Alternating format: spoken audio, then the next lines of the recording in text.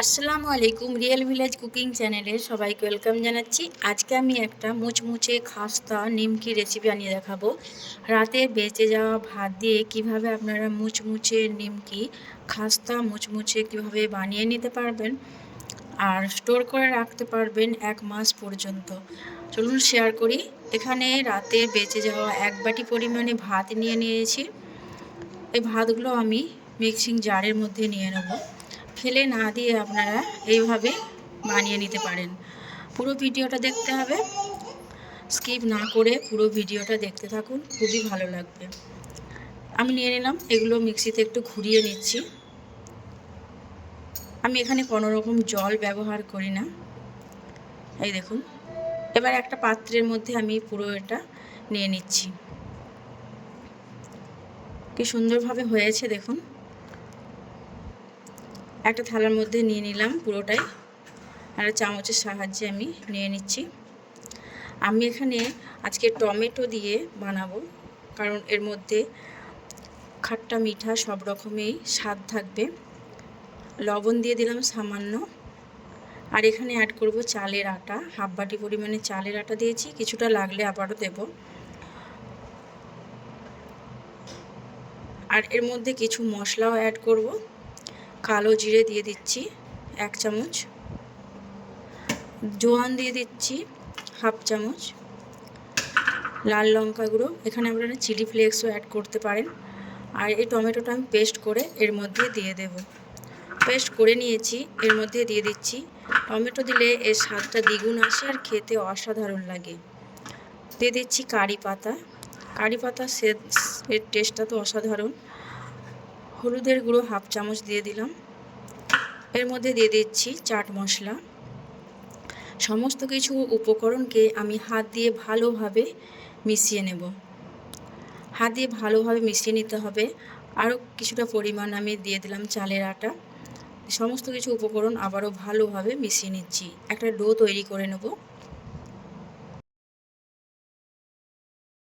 এই কুরকুরে নিমকিগুলো বানাতে খুব বেশি টাইম লাগে না, অল্প সময়ের মধ্যে বানানো হয়ে যায়। আপনারা কিন্তু বাজার থেকে না কিনে বাড়িতে এইভাবে বানিয়ে নিতে পারবেন। একটা ডো তৈরি করে নিয়েছি। এবার এটাকে আমি 2 ভাগে ভাগ করে নেব। যেহেতু বেলতে হবে সেই জন্য আমি 2 ভাগে ভাগ করে নিচ্ছি। আর হাতের তালুর মধ্যে দিয়ে এইভাবে গোল করে নিচ্ছি। এই দেখুন, এইভাবে করে গোল করে নিলাম। দুটো একইভাবে করে নিচ্ছি।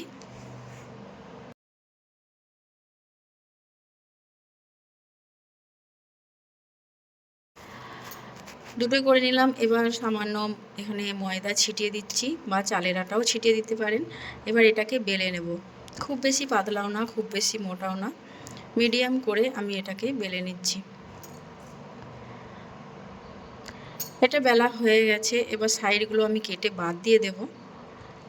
এটা ভালোভাবে শেপ দিতে হবে, তার জন্য সাইডগুলো এবড়ো খেবড়ো হয়ে আছে, সেই জন্য আমি বাদ দিয়ে দিচ্ছি। চারিপাশে আমি এইভাবে বাদ দিয়ে দিলাম।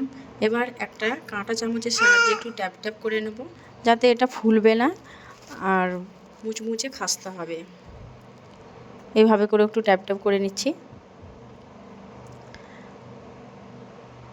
ট্যাপ ট্যাপ করে নেওয়ার পর একটা চাকুর সাহায্যে আমি এটাকে শেপ দিয়ে নেব। সরু সরু করে, যেমন কুরকুরে হয় ঠিক সেই শেপে দিয়ে নেব।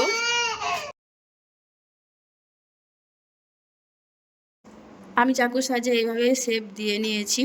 এই দেখুন,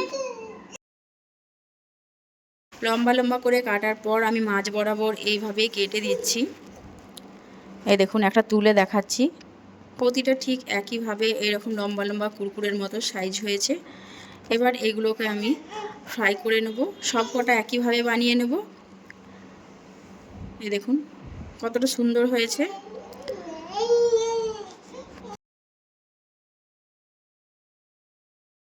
এখানে আমি ভেজিটেবিল অয়েল নিয়েছি। অয়েলটা গরম হয়ে এলে আমি প্রতিটা একে একে করে তেলের মধ্যে দিয়ে এগুলোকে ফ্রাই করে নেব। একটু মুচমুচে লাল লাল করে ভাজলে এগুলো মুচমুচে খাস্তা হবে। উল্টে পাল্টে ভালোভাবে ফ্রাই করতে হবে। আমি কিছুটা করে দিয়ে দিয়ে ফ্রাই করব। উল্টে পাল্টে ভালোভাবে নাড়াচাড়া করতে হবে। প্রথম পর্যায়ে না হাত দিয়ে কিছুক্ষণ পর এগুলোকে নাড়াচাড়া করতে হবে। গ্যাসের ফ্লেমটা মিডিয়ামে রেখে এগুলোকে ফ্রাই করতে হবে, না হলে পুড়ে যেতে পারে। এগুলো প্রায় হয়ে এসেছে। এবার এগুলোকে আমি তেল ঝরিয়ে তুলে নেব। এ দেখুন কালারটা কত সুন্দর এসেছে। সব কটা তেল ঝরিয়ে তুলে নেব, আর বাকি যে কটা আছে সব কটা একে একে করে আমি ফ্রাই করে নেব। এই দেখুন একটা প্লেটের মধ্যে নিয়ে নিয়েছি, খুবই মুচমুচে এবং খাস্তা হয়েছে। সঙ্গে নিয়েছি টমেটো সস, আপনারা চাইলে মেয়োনিজও নিতে পারেন, খেতে অসাধারণ লাগবে। ওপর থেকে একটু চাট মশলা ছড়িয়ে দিলে এর স্বাদ আবারও দ্বিগুণ বেড়ে যাবে। আপনারা বিকেলে চায়ের সঙ্গে বা বৃষ্টির দিনে খাবেন, খেতে কিন্তু খুবই ভালো লাগবে। বাজার থেকে ভেজাল না কিনে এইভাবে বাড়িতে আপনারা এই কুরকুরেগুলো তৈরি করে নিতে পারেন। খুবই ক্রিস্পি হয়েছে আর খেতে তো অসাধারণ, মুখে দিলে এর স্বাদ আলাদা রকম। ভেঙে দেখাচ্ছি কতটা ক্রিস্পি হয়েছে দেখুন।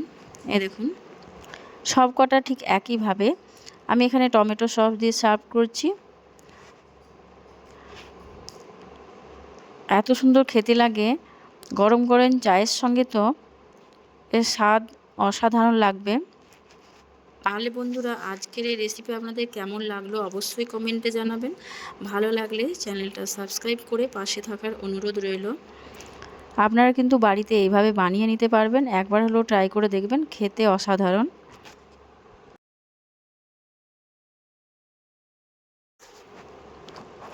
এইগুলো খুবই খাস্তা হয়। ঘরে থাকা বেঁচে যাওয়া ভাত দিয়ে একটা এত সুন্দর রেসিপি বানানো যায়, আপনারা দেখেই বুঝতে পারলেন। আপনারা একবার বাড়িতে ট্রাই করবেন। আজকের রেসিপি এখানেই শেষ করছি।